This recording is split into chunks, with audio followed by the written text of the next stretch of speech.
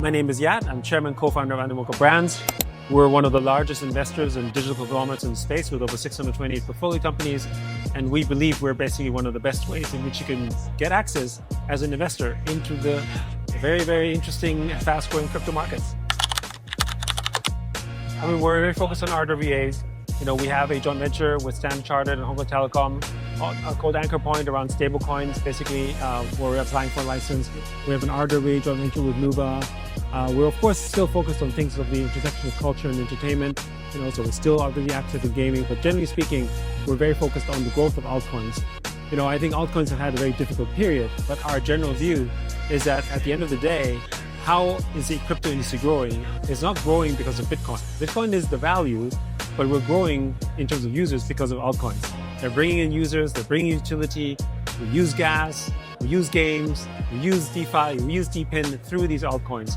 And that's what Animoca represents. And just like the stock market, we believe that Animoca's perspective on altcoins will be that altcoins are ultimately going to be larger than Bitcoin collectively. As in not a single altcoin, but collectively as a space, just like the stock market, which today is roughly 6 times the value of gold. Well, this year is definitely defined by Trump. Trump was basically, I don't know if it's all 3 points, but you could say if it was top 10, 1 to 9 is probably Trump, right? And I don't mean this, on the positive side, crypto regulation, the sort of, the changes at the SEC, Bitcoin reserve, the fact that the Trump family is also very pro-crypto, all of this is very positive. And of course, the Genius Act, Possible Clarity Act, those have been great, right? But of course, you've had other things that were not so great, right? Like, again, Trump token, Melania, tariffs, I guess certain kind of conflicts, shall we say, within, the conversations in the regions, trade war with China on and off, right? All of these things have basically created a lot of volatility in the market, which have affected broader markets and also especially crypto, right?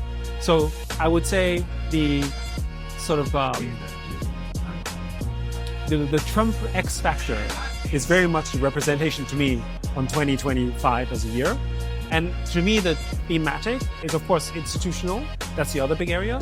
And deferral. And when I say deferral, I basically say that many of the things that the crypto industry was hoping for happening in 25 under Trump, we think will happen in 26.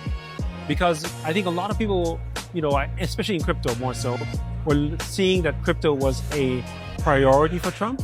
And I think while it is important for Trump, I don't think it was a priority for Trump. And by that, I mean that, things like tariffs and sort of, trade wars or dealing with the wars, that was a priority, right?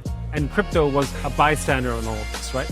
And I think when we get into more stabilization and more certainty, like what's happening in Russia and Ukraine, or what's happening with the sort of, trade relations in China, or for instance, the government shutdown that we just had, right? All these things, I think as we get more clarity and certainty around that, they can start focusing on things like crypto more specifically. So I do think that, things like the Clarity Act are going to really be a big push for support for the industry.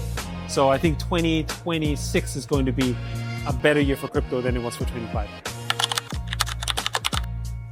I don't know if it's don't discuss, right? But I'll give you an example. If you look at, for instance, meme coins, right?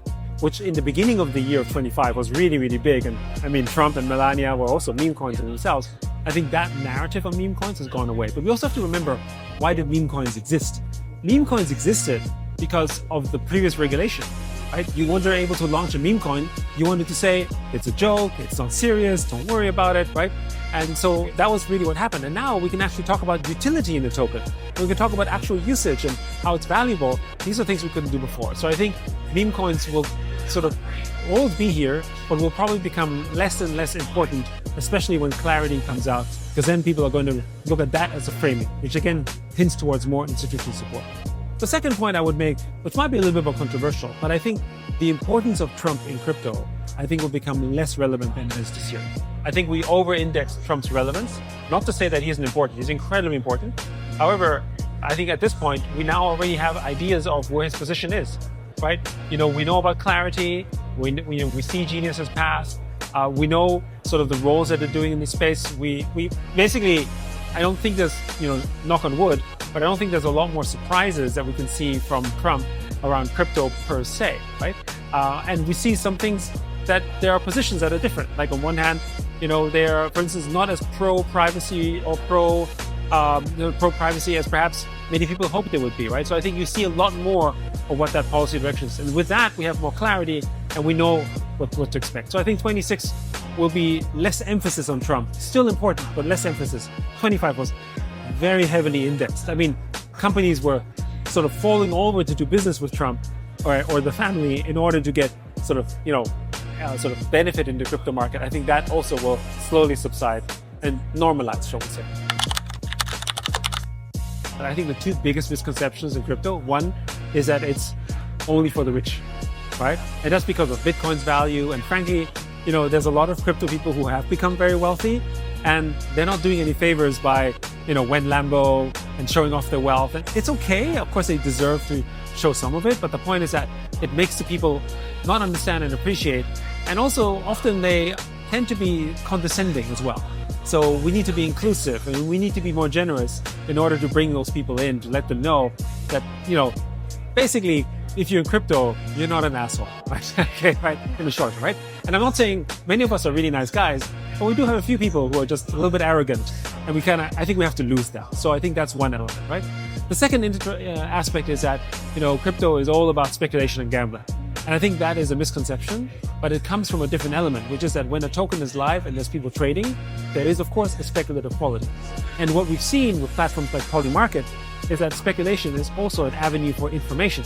I speculate on something, I gain information from that insight, so there's value in that. But most people don't understand that speculation is essentially a feature of capitalism that actually is valuable, and it's not just gambling, right? And I think people conflate that. And maybe the third point, and I think this is a big one, is that we also conflate in crypto, and for our audiences who are not in crypto, privacy and anonymity, right?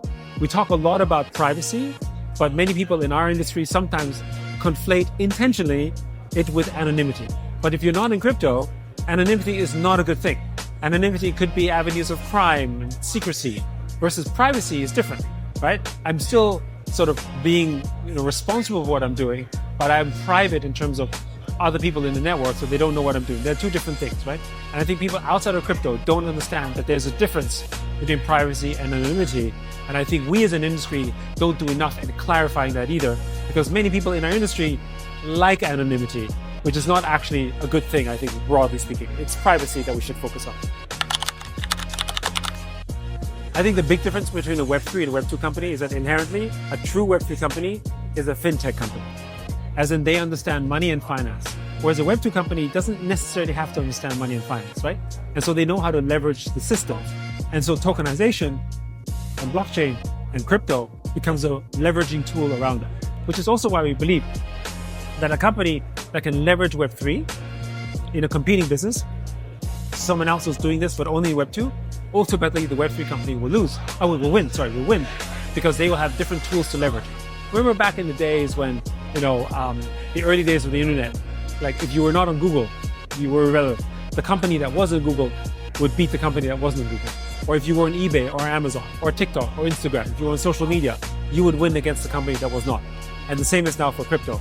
The company that is in crypto and is tokenizing is going to win against the company that is not, right? And I think the big difference is that one of them understands financial systems much better than the other. Hope.